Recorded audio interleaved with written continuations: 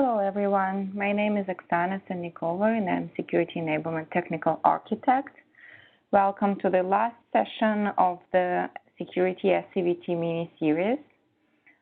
This is the last preparation session for the upcoming physical event that you're all welcome to attend either in person or virtually if you were invited. And today we will cover advanced malware protection and threat grid, as well as web security portfolio. The session will be focused on messaging, positioning, and design considerations. No roadmap or any future developments will be covered in the session today. This is just a refresher for you guys to get you prepared for upcoming event. The roadmap and the futures will be covered at the upcoming VT. And I would like to welcome our presenters, Daniel Bates and Smith Singh. And we will also have several people helping us with the Q&A today. Those are David, Tim, and Suma. And a few housekeeping reminders for you guys. Please use the Q&A panel for all of your questions so that Q&A managers can help you out with them directly. Do not use chat or Jabber for your questions. We will also save all your questions, and this call is scheduled for 90 minutes. Each part of the presentation will be 45 minutes, and towards the end of the call, we will ask you to complete the survey. Please provide your feedback. Please provide your comments. Those are very important for us to understand what's important for you in your job. The call will be recorded, and it will be available on Sales Connect and on partner security community pages within the next 7 business days, along with the presentation. So you will have the recording as well as the presentation available for you. And we will share the links towards the middle of the call. With that, I would like to pass over to Daniel to begin his presentation. Over to you, Daniel. Thank you, Oksana. And hello, everyone. Welcome to the Cisco AMP and Threat Grid session on messaging, positioning, and design. Today, we're going to cover messaging, AMP, and Threat Grid. What is the go-to-market for each of these products, and as well as how to design them for both public cloud and private deployments. So just as a note, like Oksana said, we're not going to cover any roadmap or future development during this session. Please attend the SCVT for all that information. And I have Q&A managers that are able to take your questions and answer them while I'm talking. So with that, let's go ahead and get started with messaging for both AMP and Threat Grid. So most of our customers have invested significantly in concepts like defense in depth with perimeter protection, access and identity management, email gateways, web proxies, endpoint security. And this makes a lot of sense. It's made a lot of sense in the industry for decades, but today's community of hackers and threat actors are creating advanced threats and launching them into targeted organizations through a wide variety of attack vectors. And these attacks can evade even the best prevention tools. The problem is that each layer of the defense in-depth approach is that they each use a binary approach to threat detection. It's either good or bad. It's either block or allow. But as we all know, threats have evolved, and they can often hide in plain sight. So while most security vendors out there in the market space today are point products, they're trying to sell customers on 100% effective security. All you have to do is buy this one box, and you'll be protected against all threats. And we all know, and many of the customers know or have realized that that's really a fallacy. There's just no way to block 100% of threats 100% of the time. And what happens when something gets missed or when an incident turns into a breach is it costs their customers a lot of money. The current figures for the costs per record breached are up to $225 for American customers per record, and that's up from $221 in 2016. These costs are only going to go up. The total cost to remediate the breach, and that's going to be help desk activities, inbound communications, investigative activities, working with law enforcement and other agencies, remediation, legal expenditures, and so on, is $1.5 million for an average breach. And of course, lost business opportunities. 23% of organizations are losing business as the result of a breach due to loss of customer confidence and other factors that total up to about $4.2 $1.13 million per breach, and that's significant. So what can we do about that? Well, we have a fairly simple vision to deal with these advanced threats. We need to provide a single threat-centric control plane across the infrastructure to continuously monitor for these threats. So let's take a look at where AMP comes into that. There's really three key benefits that a customer will derive from our AMP Everywhere concept. The first is it makes the unknown known. And if it sees a threat in one place, everyone will get protected everywhere, regardless of if they have ever actually seen that threat. And finally, it gives organizations unparalleled context to accelerate security response. Well, what do we mean by each of these? Well, first, the typical organization has a legacy infrastructure where they rely heavily on blocking the known bad, but instead, AMP works a little differently. When a file comes in, whether it comes in through email, downloaded from the internet, or sent across a network, we're going to continuously monitor and record that activity. And this integrated architecture is what has allowed us to reduce the time to detection down to 4.5 hours when used in conjunction with a technology like firepower. So all this recorded history, this threat analysis, doesn't just make detection and remediation easier for the customer, it also supercharges their existing infrastructure to be more agile and to respond faster to an incident.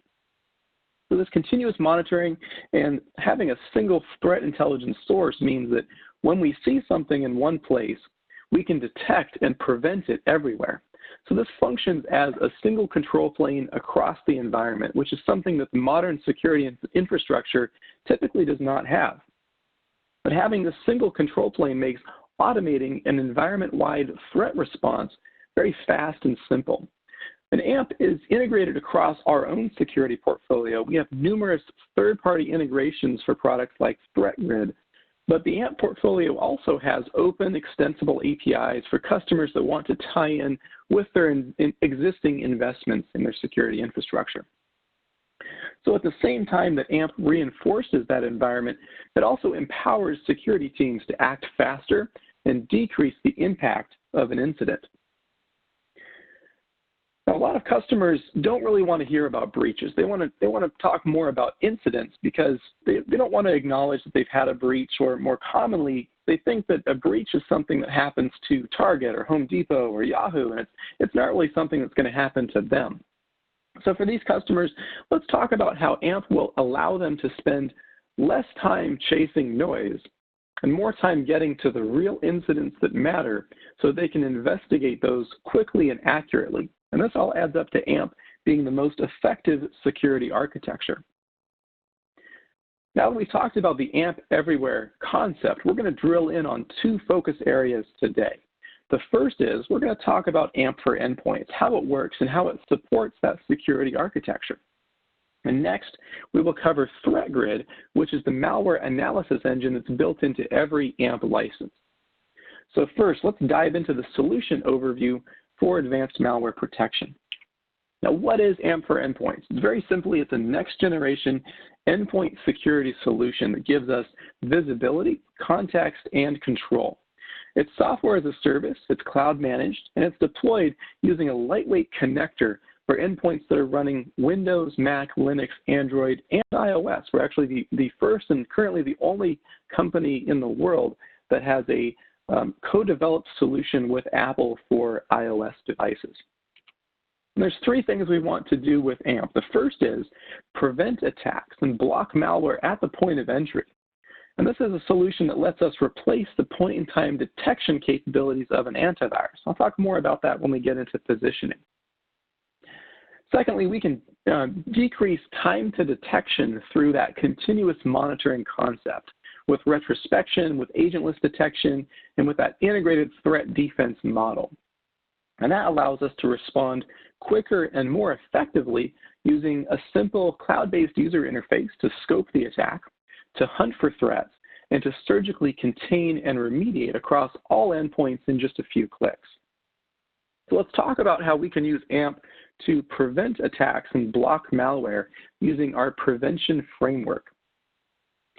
AMP for Endpoints has several technologies built into it that work together to prevent detect and remediate malicious code on the endpoint. Now, if we look at the time that it takes to detect an advanced threat, one thing is obvious: the shorter that this time is, the better. So because of that, let's start by looking at the in-memory prevention capabilities. And these are exploit prevention and system process protection. These are two engines that were added into the Windows AMP connector, starting with version 6.0.5. Now, exploit prevention defends endpoints from memory injection attacks that are commonly used by malware and other zero-day attacks on unpatched software vulnerabilities. It currently protects most common processes from being exploited. These are processes such as Microsoft Word, Excel, Outlook, web browsers, TeamViewer, Microsoft Task Scheduler, and others. System process protection is the other half of this, and this provides defenses to critical Windows system processes such as the Local Security Authority Subsystem, or LSAS, Session Manager Subsystem, Windows Logon, WinInit, and a number of others, by preventing compromise of these processes through memory injection attacks by other processes. Next, let's take a look at our on-disk capabilities. So when we're looking at malware that's actually made it to the file system, we can defend against those using things like the AMP Cloud that provides access to our global intelligence database. This is constantly updated and augmented with new detections, a great breadth of knowledge through one-to-one hash lookups, generic signature engines, and the machine learning engine. And this gives us both point-in-time as well as retrospective detection capability. We can also look at malicious activity protection. This is a new engine that provides real-time detection and blocking of abnormal behavior of a running program on the endpoint. For example, any behavior that's associated with ransomware. And we can actually get in there and we can block that as it's occurring. We also have custom detections. These deliver robust control capabilities to the security administrator by allowing them to define custom signatures and enforce blacklists across all their endpoints and of course, the rest of the security architecture. And finally, we have Tetra, which is a traditional signature-based antivirus engine, resides on the endpoint and provides on-disk detection capabilities if the AMP Cloud might not be reachable. Tetra is part of the AMP connector for Windows. We also have an offline engine for the Mac and Linux connectors that's running ClamAV. And finally, there's a very strong endpoint detection and response capability within the AMP agent. And this brings capabilities such as cognitive threat analytics, which uses machine learning and artificial intelligence to correlate traffic that's generated by users in order to reliably identify command and control traffic, data exfiltration, or possibly unwanted applications that are operating in the environment. Now, CTA requires a proxy that can supply web logs or a StealthWatch flow collector supplying NetFlow records. We also have device flow correlation, which allows AMP to monitor network activity and determines what action the AMP connector should take if a connection to a malicious host or network address is detected. And finally, we have cloud indicators of compromise that monitor patterns of malware and suspicious behaviors on the endpoint to alert if something strange has been observed. For example, if there's an event where Microsoft Word is launching PowerShell to execute an application. Of course, we recommend to use all of these engines in conjunction with each other to leverage the full value of the product, but customers can select whether to enable or disable one or another engine through a policy. Now, while listed separately here, these technologies work together as a protection lattice to provide improved visibility and increased control across the entire attack continuum. Now, let's spend a few minutes discussing each of these engines in a little more detail. I'm going to start with exploit prevention. So memory attacks penetrate via endpoints, and malware often tries to evade security defenses by exploiting a vulnerability in an application or in an operating system process. And many of these attacks actually operate in the memory space of the exploited application and remain untouched by most security solutions once they gain access to that memory space. So our AMP for Endpoints exploit prevention provides an additional layer of security for securing endpoints, servers, and virtual environments from these fileless or memory injection attacks. And it does so by changing the static nature of the defense landscape to a more dynamic one. It makes it more difficult for attackers to plan and execute successful attacks. And it works together with system process protection, which evaluates desired process or thread access and then can truncate potentially dangerous access from the desired access list before invoking that original system call. And this is designed to protect things like, again, the session manager subsystem or SMSS, the client server runtime subsystem, LSAS, Windows Logon, and Windows Startup applications. Next, we have the AMP Cloud. We've been using the AMP Cloud since the very inception of this product. It has a number of engines that supply its file reputations and file dispositions, from one-to-one signature matching to fuzzy fingerprinting using a technology we call Ethos, as well as machine learning, which is an algorithm called Spiro. And these give us a number of capabilities like file matching, which is very fast and computationally inexpensive, or polymorphic detection using a fuzzy fingerprint, which can convict polymorphic variants of a particular file based on structural similarities.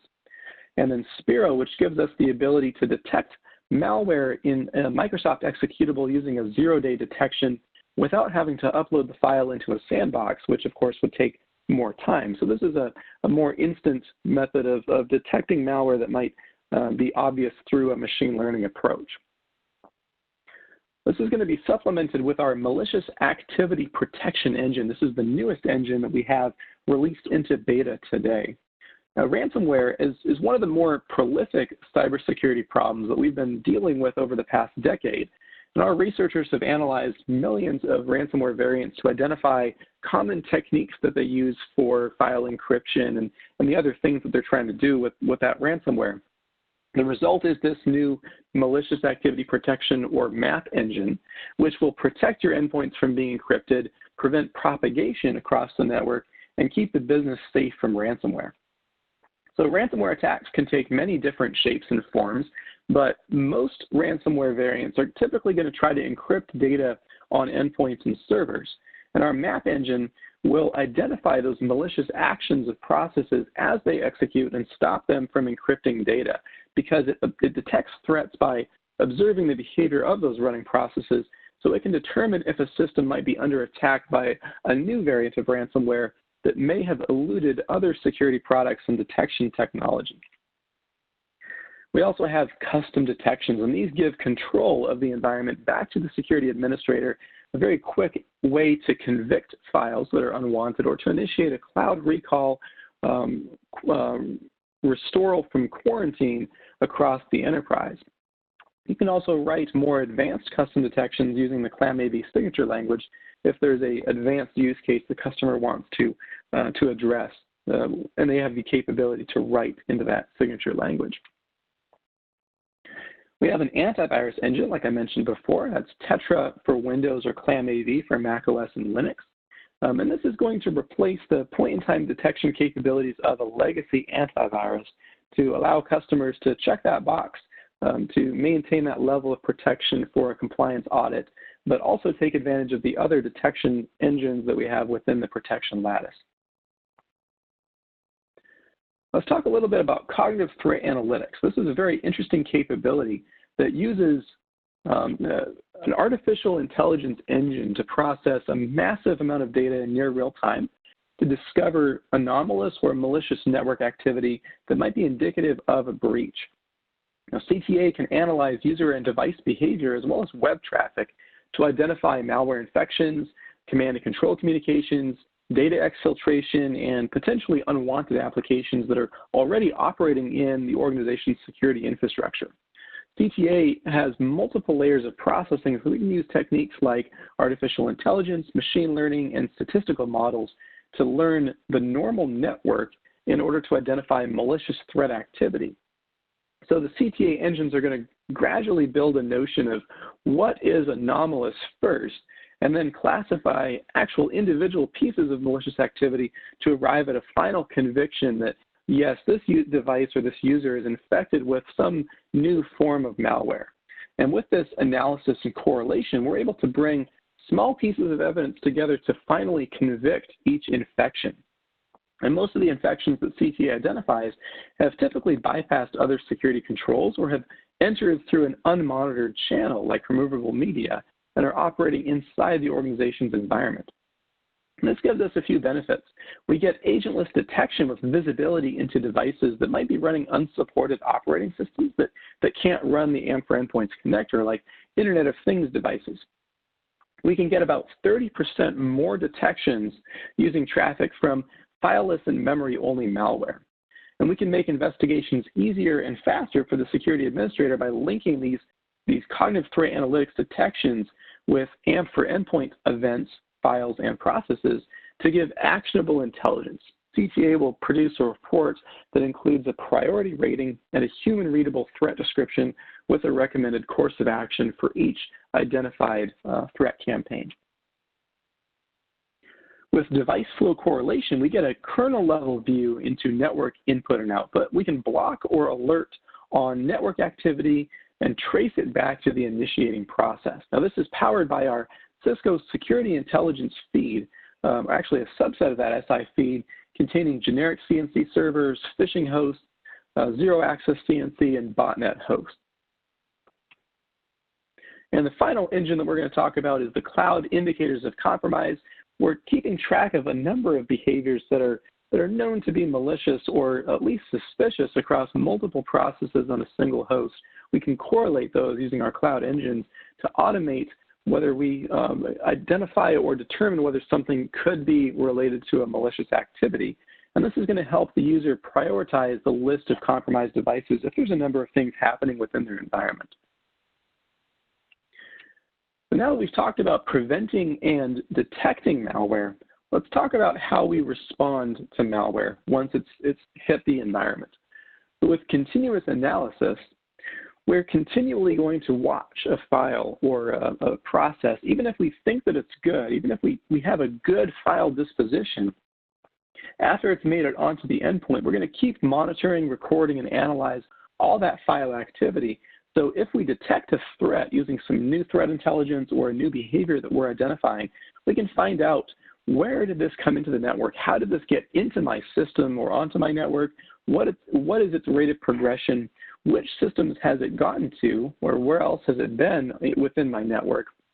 We can see exactly what it's doing on each system, and we can automatically or manually remediate that malware. And this enables what we call retrospective security, which is our ability to roll back time on an attacker and find out everything that they've done within that environment up until the point where we detected that piece of malware. And with a concept called AMP Unity, we are able to correlate all those queries and data within the AMP cloud and provide a global trajectory of files as they traverse across the network, or email, or a web appliance, and land on the endpoint. So with global outbreak control, you can do custom blacklisting and whitelisting within the AMP cloud, and we can have all AMP-enabled products honor these lists. And the concept is see it once and protect against it everywhere. I also want to introduce a concept called Cisco visibility. Now, visibility is not product configuration. It's actually a view into the data itself. It's a threat intelligence orchestration tool that's going to be delivered with AMP for Endpoints. It's currently in a beta right now. And we can deliver on this by creating this seamless experience as the user navigates between threat intelligence products. So they don't have to copy and paste indicators of compromise between different security dashboards. They don't have to open Notepad to keep track of incidents or lose context as they switch between views. They can pull in all of this threat data from a number of different modules, whether it's AMP, Umbrella, Threat Grid, even external sources like VirusTotal, and they can see how many times have we seen this particular indicator, where else have we seen it, is it seen just within my environment or is it seen globally? And they can pivot into each of these other products for additional analysis. And this is being driven through focused integrations between all these different products and with the Cisco visibility concept itself. One of the things that we can do with visibility is we can take threat data and we can take files that we've identified and we can pivot into the Threat Grid sandboxing solution. So let's talk a little bit about Threat Grid right now. Threat Grid is a high-fidelity security intelligence tool that gives analysis reports as well as decision support. So we think that something is malware, but why do we think it's malware? Why do we make that decision that something is bad? Well, we can get support for that decision by looking at that Threat Grid sample report. We'll provide threat scores from 0 to 100 to provide context beyond a typical binary good-bad decision.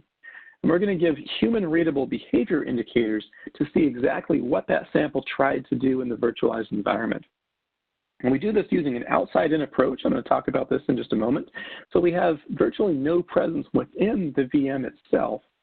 And we use dynamic analysis with an external kernel monitor, with modifications to the logical disk, with user interaction playbooks, video, process information, and so on, to provide a very comprehensive picture of what this sample is and how it works and what it did within that sandbox iteration.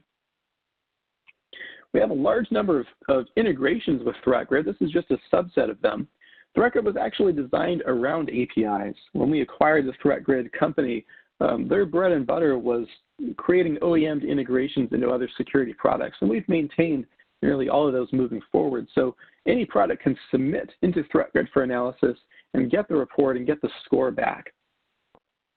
We've built ThreatGrid on the premise of having intelligence and added context with indexing data. So if data is not indexed and searchable, then it's not very useful. So we index and provide everything for searchability. So let's look at how we can submit samples into ThreatGrid. We have about 104 million samples in the cloud right now. Most of them are coming from AMP-enabled devices. And that's going to be email security, web security, AMP for endpoints, network, a large number of submissions coming from each of these sources, as well as the ThreatGrid API and the ThreatGrid console itself. And once each of these submissions hits the ThreatGrid product, it's going to be subject to static and dynamic analysis. Static analysis is looking at the file as an isolated entity. It's looking at header details. It might be looking at what antivirus engines conclude about the file, basically what this file is and what it contains. Whereas dynamic analysis is looking at what it does with network connections, with file system changes, with function or library calls. What is this file actually doing within the environment? One of the techniques that we use to accomplish this is our kernel monitor. This is outside and invisible to the guest operating system. We can map interesting symbols to select kernel functions. We can set hardware traps to analyze data that's coming in through those kernel functions and then extract interesting content or any interesting arguments that we find. And the result of all this are going to be displayed in the analysis document, or the JSON document that we're going to send for future enrichment or further enrichment into the product. This is all going to be displayed as part of our behavioral indicators. Now, there's a few problems that we're dealing with in the context of malware analysis and ThreatGrid. The first problem is, for some reason, malware authors really don't like us analyzing their samples. They really don't enjoy this very much. So one of the things that we have to do is deal with that using maybe techniques like the outside looking in approach, which I'm going to talk about in just a moment, or user interaction with playbooks, which I'll talk about again as well. But there's a lot of malware out there that contains functions and calls to try to see if it is running within a virtualized environment, if it's running within a hypervisor, if there's any user activity, if it's part of any known VM or sandbox environment. So this is one of the first challenges. The second challenge is malware authors have a wide variety of file types at their disposal that they can use to deliver malware. A number of really interesting file types beyond just typical portable executable functions like EXEs and DLLs. They're using MIME HTML, they're using Flash, they're using PowerShell and Visual Basic scripting. So we have to deal with a tremendous variety of malware file types, as well as new delivery vectors like Excel scriptlets and sub-documents within Office documents and so on. And these are often intended to bypass code identification or use some functionality that may not be present within a typical sandbox environment. Fortunately, our developers have come up with a number of solutions like user emulation playbooks, classification, and network exit localization to deal with these challenges and get us a high-fidelity environment that will detonate nearly all malware that we can find. So first, the ThreatGrid malware analysis solution doesn't actually use any instrumentation or debuggers within the environment. It doesn't modify the operating system capabilities to monitor sample activity. This is why we use an outside-looking-in approach so that the sample itself can't see any modifications that are made to the environment. Where most competitive malware analysis engines require hooks or device drivers or operating system settings to be modified, which malware developers can see, and we're increasingly seeing malware looking for those signs of a sandbox, we can actually detect those activities when malware is looking to enumerate whether it's in a sandbox. We can record those as suspicious, and we can actually trigger on those with our behavioral indicators. Now, ThreatGrid operates outside of the virtual instance malware is running in, which means that we can see all activities, including file system changes that other competitive solutions may not be able to detect. And our outside-looking-in approach is going to help us defeat things like debugger checks. One of the things that we can do is use user activity using playbooks to simulate user activity, things like mouse cursor, random movement, opening the start menu, clicking into things. There's 9 different user emulation playbooks currently in the product to help defeat malware user activity checks. We also have standardized file identification, forensics, and pre-classification to help to defeat the second problem, which is the increasing breadth of file types that are in use by attackers, as well as that third problem, which is the variety of exploit and propagation vectors, as well as lowering licensing costs. Now, we accept all file types for static analysis, but uncommon file types may result in uneven results. So our research and efficacy team is constantly updating their models to reflect changes in the threat landscape and in attacker methods and tactics. So static analysis can determine whether a file is reasonably good or not, and whether it should be sent for a dynamic analysis. We don't use it to determine whether a file is bad, although that may be an end result of that process. And added most recently, we have network exit localization to help mask the true origin of a running sample. And this allows ThreatGrid to observe how location-aware malware might behave differently depending on that observed location. It's also a mitigation for the first problem, which is sandbox-away malware. So because some types of malware are going to be designed to behave differently depending on geographic location, while other types may target a specific area, our network exit localization makes any outgoing network traffic that's generated during that analysis to appear to exit from one of a number of locations that we have built into the tool today. Now let's talk a little bit about positioning. The first concept I want to give you is for non-security focused buyers. These are buyers that recognize the need for security, but they may not be anti-malware experts. They may not be security engineers by trade. And one of the ways that we can position AMP and ThreatGrid into those accounts is by looking at AMP for endpoints first to maybe replace an antivirus or give additional protection to the endpoint. We can add Umbrella with AMP. We can add Meraki or some other simple network-based device with AMP capability. And then we can add ThreatGrid Advanced File Analysis to give them additional samples and move them into a ThreatGrid organization. Conversely, with a more security-focused buyer, we can start with something like email security with AMP enabled. Enabling ThreatGrid file analysis with email security actually triples the number of sandbox-detected malware samples that can be blocked in line in that email security appliance. Once we have that, we can talk about ThreatGrid. We can move into AMP for endpoints and Umbrella, and we can look at that security architecture. Now, most of your customers are probably going to ask you at some point, can AMP replace this antivirus that I'm running today? And the answer is yes, but we have to make sure that that is the right question to ask for that environment, because there's a number of use cases that customers may want to solve with their antivirus, and AMP may or may not be covering those use cases. So first of all, AMP does contain an antivirus engine. However, AMP does not include disk encryption, endpoint DLP, a free toaster oven, or anything else that antivirus companies have been bundling in to help sell their aging security software. However, AMP's protection, detection, and response capabilities are far more advanced than traditional antivirus. So the key here is not to compete strictly on price per endpoint or price per seat, but to look at the actual capability of AMP. But yes, antivirus is a subset of those capabilities. Now, when looking at positioning ThreatGrid, all AMP-enabled devices, that's email, web, Firepower, Meraki, and so on, can submit into ThreatGrid and give static and dynamic malware analysis. And that helps to discover new threats and so on. But positioning a ThreatGrid cloud subscription gives so much more functionality, including enhanced reporting so that customers can pivot and drill down on all of these data elements. A global and historical view of all samples submitted, not just by their own organization, but every sample that ThreatGrid has ever seen that's publicly accessible. And this allows analysts to really dig into those investigations, discover multi-stage attacks that might be part of a larger targeted campaign, and also provides access to an API that seamlessly ties in with their existing security infrastructure, whether it's Cisco or not, all the way from firewalls up to a CM platform.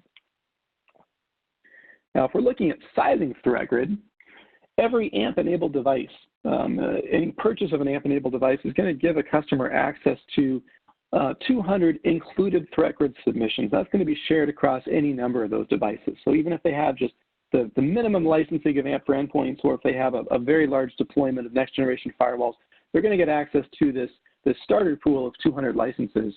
And we can add something like ThreatGrid Cloud to that, which gives the API integrations, it gives the front-end analysis platform, and we can supplement with additional advanced file analysis licenses to add additional capacity to that ThreatGrid organization. So let's talk about positioning ThreatGrid. Who's a good prospect for ThreatGrid? Well, almost everyone, really. If they're a technical analyst or an incident responder, they're going to be aware of the capabilities of this ThreatGrid solution, and they might be looking to boost the capabilities of their existing security architecture. Now, if they're on a mature security team, like maybe many customers in the financial and banking industry or insurance and so on, we can talk about how it offers automated malware analysis. It integrates with their existing infrastructure. It gives them that deep capability for those tier 3 analysts and context-rich analysis capability. Conversely, if they're looking for a solution to provide resource-constrained capability, if they're a smaller organization, maybe they're a state and local government, we can talk about how ThreatGrid is integrated with their existing Cisco security products, how it can empower junior analysts to punch above their weight class because of the additional enrichment that we give them, and also the low OpEx that we get with the cloud software as a service model, as opposed to having to sell appliance-based sandboxing solutions. All right, now the final section, we're going to talk about AMP and ThreatGrid design, both for public and private clouds. So first, let's take a look at how this works. Sandboxing is not a standalone security measure here at Cisco. We try to integrate this technology into existing products. So we have the ThreatGrid sandboxing service that's combined with the AMP service, or file reputation service, which is a cloud database that keeps dispositions for known malicious and clean files and can indicate if a file is unknown or has never been seen before. And these services are always leveraged in conjunction. So the results of ThreatGrid file analysis are going to be fed into AMP using a file disposition update. And this creates a global engine that's analyzing hundreds of thousands of files and marking them automatically. And that makes our AMP solution very unique. But we also have access to the Cisco Talos organization, which takes telemetry and threat intelligence from each of these cloud platforms, provides further automated and manual analysis, and generates updates, not just for AMP and ThreatGrid, but also for all Cisco security products. So Talos can mark malicious files within AMP, create indicators of compromise and machine learning detections, and write new behavioral indicators for ThreatGrid. All right, so looking at the solution overview, the services we have are file reputation with the AMP Cloud, file analysis with the ThreatGrid Cloud, and file retrospection, again, with the AMP Cloud. We can also deploy private clouds and on-premise appliances for customers that need those. And if we look in terms of the integrations across all these named products here, each of them have access to file reputation services. Nearly all of them have file analysis, some of it's in the works, and as well as file retrospection. So talking about those deployment modes, whether it's cloud-based or on-premise, we have a number of those different deployment options for AMP Cloud as well as ThreatGrid Cloud. Starting with AMP for endpoints, the cloud-based version of AMP for endpoints is the simplest to deploy. It's what most customers are already familiar with. So the AMP connector is going to use the AMP Cloud, the public AMP Cloud, for file reputation checks, to receive file retrospection, and also to submit analysis requests for a file and get the results back using that file fetch and file analysis report capability. Now, if we deploy into proxy mode with our private cloud, all of the AMP connectors within that environment are going to consult the AMP private cloud virtual machine first. And if the virtual machine doesn't know anything about that file, it can consult the AMP cloud directly. So the only connection that's going outside of the organization's perimeter is going to be coming from that AMP private cloud VM up to the AMP cloud. But otherwise, everything happens as normal. The private AMP cloud can consult with a threat grid appliance for all of the file reputation or the file analysis and sandboxing capability that we would normally have in the AMP cloud. Now, if the customer deploys into air gap mode, they sever that connection between the AMP private cloud and the global AMP cloud. There is no longer file reputation. There's no longer file retrospection because those are capabilities that are sourced from the global AMP cloud. But otherwise, everything's going to happen locally. The customer will have to download a recurring update to the AMP private cloud that takes all of the disposition changes that we've made on the public cloud side so that they still have access to that ongoing updated threat intelligence. Now, if we look at the network side, the Firepower Management Center, it works in much the same way, slightly different communications pathways because the AMP connector is actually the one that's submitting the file, whereas the Firepower Management Center, or the FMC, is doing the file reputation checks on behalf of the individual AMP connector. But there's an interesting model for the network hybrid where you can have the public AMP cloud and submit into a local private threat grid appliance. You can do this. However, I don't always recommend doing it because the malicious file hash, if we have a threat grid appliance that comes back with a high threat score for a file that would allow us to convict that file as malware, that threat score is not going to be reported up to the AMP cloud. It's not going to be automatically marked in the global AMP database, which is a drawback because the next time we see that file, we haven't seen it before from the AMP cloud's perspective, so we're not going to get the advantage of having that detection from the threat grid, which we would if we had deployed the normal private cloud proxy mode. Again, this works the same way as AMP for endpoints. The malicious file hash is not going to be automatically marked in the global AMP database, but it will be updated within the private cloud. And then in air gap mode, again, we lose the file reputation checks, we lose file retrospection, but this is useful for those customers that have to have a extremely security-focused deployment, and they can't have any communications going outside of the organizational perimeter. With email and web security, very similar to what we just discussed, the AMP connector for email security appliance, cloud email security, or web security appliance will do those file reputation checks, will do those analysis requests, and receive the analysis reports directly from the threat grid cloud. You can deploy into a hybrid mode, but we do not recommend it because that file hash will not be automatically marked in the global AMP database. Instead, let's position the AMP private cloud to be able to get access to that, which will also allow us to whitelist files if they are not actually malicious, even though they really appear to be within the sandbox. And then air gap as well. So if we look at these in another way, we have a little matrix here. Public cloud with threat grid cloud, absolutely. Recommended deployment option. If they have high privacy requirements, like some Defense Department or governmental agencies, then maybe consider the private cloud with threat grid appliance. Otherwise, let's lead with the full public cloud solution. Running the public cloud AMP with a private threat grid appliance is technically supported, but has some drawbacks because the threat grid appliance will not communicate with the global AMP cloud. It doesn't share those analysis results. So the architecture doesn't get to take advantage of what we just did there.